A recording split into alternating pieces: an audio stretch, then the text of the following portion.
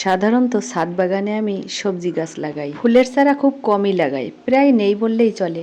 তবে এই গন্ধরাজ গাছটা আমার খুব ভালো লেগেছিল, তাই কিনে ফেলেছি। আজকে এটাকে পটিং করব। অনেক দিন হয়ে গেল কিনেছি, এটাকে পটিং করা হয় না, সময় পাই না।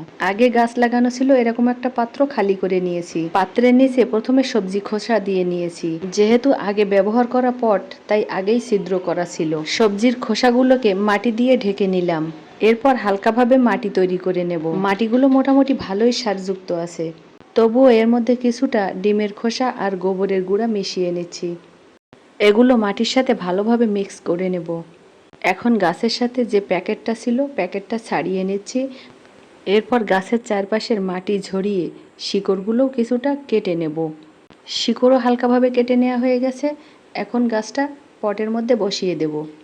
এর চারিপাশে তৈরি করা মাটিগুলো দিয়ে সুন্দরভাবে সমান করে নেব। এরপর বেশ কিছুটা পানি দিয়ে দিব, অল্প অল্প করে দিয়ে দেব, আস্তে আস্তে যাতে পানিটা টেনে নেয়। পানি দেওয়া হয়ে গেলে গাছটাকে একটা ছায়াযুক্ত স্থানে রেখে দেব। কয়েকদিন পর এই গাছের আপডেট আপনাদের জানাবো।